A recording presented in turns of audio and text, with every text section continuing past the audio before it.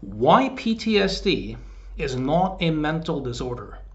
If you're like the vast majority of people, then pretty much everything you think you know about PTSD and pretty much everything you've been told by the media, by medical doctors, by psychiatrists about PTSD is wrong. It's actually not at all supported by the existing science. This is Jürgen Rasmussen. Welcome to the Provocative Hypnosis blog. So I think it's high time that we as a society rethink the whole notion of PTSD. Now you might ask, well, why bother? Why is this relevant? Well, since the late 90s, early 2000s, there has been an explosion of PTSD diagnosis. There's way more writings on PTSD, and the views of the traumatologists, the people who got the PTSD diagnosis into the DSM-3 in 1980, have really come to dominate how people think of trauma and this whole PTSD thing. So let's have a little look at this. The traumatologists whose views have come to dominate public discourse have a very specific claim. And that specific claim is that PTSD is a discrete mental disorder derived from identifiable traumatic experiences. They believe that so-called traumatic memories have become dissociated and are acting and will continue to act disruptively unless integrated. That's the claim of the traumatologists. And if you look at a PTSD diagnosis, it is presented as a disorder or dysfunction of memory. This notion that there's this traumatic memory or set of traumatic memories that have these very identifiable effects, that make people hypervigilant and have nightmares and have so-called flashbacks and makes them especially, irritable or gives them trouble with sleep.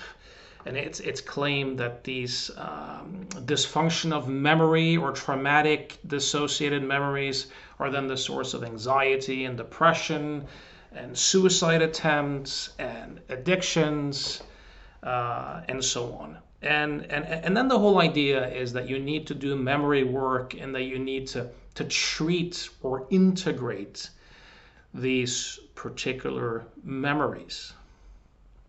But if we look at the science and the research that's been done, that does not at all seem to support this particular view. It does not seem to support that PTSD is a so-called discrete mental disorder, a disorder or dysfunction of memory at all. So let's have a little look at a couple of things here. So this is from the book Individual Differences in Post-Traumatic Stress by Professor Marilyn Bauman, MD, who conducted a meta-analysis on available research on post-traumatic stress disorder. And this is a quote from her 1997 book. The prevailing model used by clinical psychologists, psychiatrists, and other mental health professionals predict that toxic events will normally trigger clinically significant distress symptoms in a dose-response manner. This event-focused model is very poorly supported by the evidence. When prospective and representative samples are followed, most people do not respond to toxic events with serious and long-term distress disorders in the way that is assumed to be a normal traumatic response in both professional and popular models. that is kind of interesting. There is some other interesting studies as well that I'll just read a little bit from before I kind of go back into the argument. There is a very interesting study conducted by a psychiatrist in Aberdeen, Scotland. His name is David Alexander. Now, David Alexander had done a lot of standardized mental health assessment tests on a bunch of police officers. So he had quite a bit of data. And then you have the 1988 Alpha Piper oil rig explosion, where a team of police officers had to go search for human bodies in the North Sea and transport, these badly mutilated bodies, to the morgue. And of course, this was quite a gruesome, grim experience to be part of, for most of them. So there were 73 bodies that were picked up from the water. This was back in 1988, and everyone was distressed by it, but they all viewed it as normal, a normal emotional response. And the police chief was very good at emphasizing to them the enormous value of the job that they had done. None developed PTSD. There's another interesting one here from A.C. McFarland. This is from 1983. A pretty large group of firefighters who spent a lot of time fighting this bushfire that had quite dramatic consequences in Australia. These firefighters were followed up over 30 months, and what they discovered was that hazard, how dangerous how dangerous the particular event that a particular firefighter had been involved with was not a crucial factor in psychological reactions. Some people were very traumatized by being in events that were not really that dangerous, and other people had been in extremely life-threatening events and were not traumatized at all.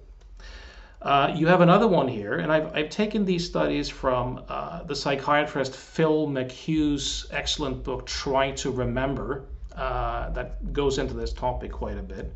There's a 2007 study from North Carolina in the United States with 1,420 children, where 75% of them had one or more traumatic events. Less than 0.5% of them developed PTSD. And what they also discovered was that it was less about the severity or danger of the events, but people who were anxious and high in neuroticism, before these things happened, and people who had very disruptive family relationships, a lot of turmoil in the family, that was a way larger indicator for who would so-called develop PTSD or not. Let's see here, something else I want to point out. Also, there's been quite a bit of efforts to identify a disorder or disease in the brain. There's been a lot of popular theories about how PTSD is a discrete mental disorder that shrinks, particular regions of the brain, that there's been particular patterns of hormone secretion, particular patterns of physiological activation. none of this has turned out to be the case. They have not been able to determine that there's anything specific about people who, quote unquote, have PTSD compared to other people who are struggling emotionally. So I'll quote a conclusion from the Institute of Medicine where they say no biomarkers are clinically useful in diagnosing PTSD, assessing the risk in developing it, or charting its progression. So how did this whole thing come into being? Well, if you go back to the First World War, they talked about shell shock, and it was a pretty common observation that people who had been to war and who had been through very dramatic and life-threatening experiences, that not all of them, maybe not even most of them, but a proportion of them had quite predictable emotional responses. So they talked about sudden and continued, events. So you may have some people who have like a sudden traumatic experience that's very acute. And these people would often respond with, being a bit emotionally numb, spaced out, feeling like they were in like a dreamlike state, having depersonalization or derealizations, experiences that are kind of dissociative for hours or maybe a few days. And then that would give rise to a period where they had more, anxiety and problem sleeping and were more hypervigilant, maybe had some nightmares, that sort of stuff. And then that would gradually fade over time, naturally, for the vast majority of people. And then at the end, leaving perhaps the occasional bad dream or some reluctance to go into situations that kind of reminded of the trauma. That seemed to be the typical thing. The other category were people who had, continued stressful events over time in a war zone, continued traumatic experiences, continued danger. And if this occurs over a long enough stretch of time, then most people will go into a state of kind of chronic anxiety and generally being ineffective. But for the vast majority of people, once they're removed from that context, they usually have these typical, anxiety, problems with sleeping, nightmares, vivid waking imagery, which is sometimes called flashback, being hypervigilant towards certain sounds. But for most people, this would fade over time and gradually dissolve. And then over time, leaving only perhaps the occasional bad dream or some avoidance behaviors. So this model that you can call emotions of adjustment was for a long time the dominant one. Just like with grief or homesickness, loss, there's usually this period of emotional adjustment, and then in the end, people do seem to, for the most part, recover from that. In the 60s, during the Vietnam War, there were quite a few psychiatrists of an anti-war orientation who very strongly lobbied against this view and instead proposed this very discrete mental disorder that they wanted to label PTSD, that they claimed was a dysfunction or disorder of memory. And they were able to lobby for this and get it voted into the DSM back in 1980. And as a result of that, you had a dramatic increase in PTSD diagnosis. You had, hospital units being dedicated to treating PTSD. Under this guise that you had these traumatic memories that needed to be integrated and sorted. Um, but there was also a lot of problems with this because, and I'll find some specific data again here. What they discovered, was that after the war, when a lot of people came back from Vietnam, you had people who, for who knows what reasons, their marriages would fall apart. They might drink excessively. They might fail in the workplace. People might have all sorts of issues. And this now became very easily put into the bracket of all of this is the result of a mental disorder called PTSD, with these identifiable traumatic memories that have been dissociated and needs to be worked on. So it became this kind of blanket diagnosis that was quite appealing for hospitals, insurance companies, and people who, for various reasons, were struggling. There were problems with this though, because a lot of the people who showed up in this, these veteran units and hospitals who had been diagnosed with PTSD, quite a few were frauds. Many of them, even though they had been in the army, had never really even seen combat. A lot of soldiers would claim after the fact to have been through experiences that their medical journals showed no evidence that they had been through, or their military journals as well show no evidence that they had been part of. So, for example, in 1988 National Vietnam Veterans Adjustment Study claimed that 479,000 of the 3.14 millions who had served in Vietnam still had PTSD 15 years after leaving, and claimed that 1 million had full-blown PTSD at some time. This, even though only 300,000 had actually been in combat. So there's been a lot of warning signs that something has been wrong with this way of thinking. The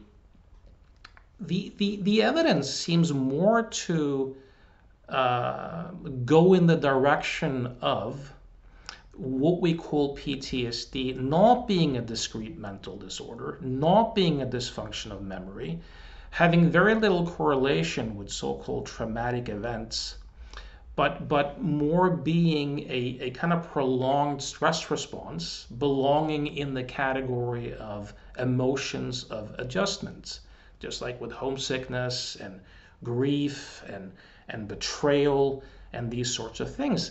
Natural, normal responses of which most people eventually do recover. And, people vary, of course. If you look at this event model too, people, it's not the events in of themselves, it's your interpretation of them. It's the meaning you attribute to them. That has more to do with it than anything. That, in terms of what you find stressful or traumatic. Your personal psychology, your personality tendencies, your ways of thinking and making meaning and that sort of stuff. The strength of your social relationships, do you live a meaningful life? Do you live in a culture that helps you interpret what has happened in a meaningful and valuable way? These factors seem to matter more. Now, you might wonder, why has there been such an explosion in PTSD diagnosis since around the year 2000. Well, here's something really interesting that happened. During the late 80s and 90s, you had especially in the United States, you had a repressed memory epidemic. You had this idea that so much of people's suffering was the result of repressed memories of sexual abuse. So you had this whole industry, the traumatologists who were helping people hunt for so-called repressed memories of abuse in therapy. The whole multiple personality disorder thing was also quite big. They changed the name to dissociative identity disorder with the DSM-4 back in 1994. Now, what happened was that around 1997, a lot of this multiple personality disorder industry and the recovered memory movement industry kind of collapsed as a result of many high-profile court cases. Insurance companies would no longer accept, and support these treatments. Hospital units that had specialized in this closed down. More and more of the public began to realize that there was something seriously wrong with these models. So the traumatologists made the shift to PTSD. They started to claim that it was all a big misunderstanding, that the patients didn't have multiple personalities. Instead, they had fragmented personalities. In the words of David Spiegel, the problem was that they had less than one personality. That it was all a big misunderstanding, and that these kind of unintegrated memories needed to be worked with.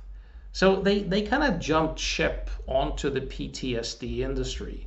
So many of the people who were like active big players in the recovered memory therapy movement, like Judith Herman, Richard Lowenstein, Bessel van der Kolk, became or jumped ship over to the PTSD industry and kind of became the traumatologists that we know them to be today. So once again, to kind of wrap this up, there's very little support for the views of the traumatologists. It's way more likely there's very little to support the notion of PTSD as a discrete mental disorder. It makes way more sense to view it as a normal emotions of adjustment process that most people recover from, and where some people could use some help. But the whole epidemic of PTSD diagnosis has in all likelihood done way more harm than good.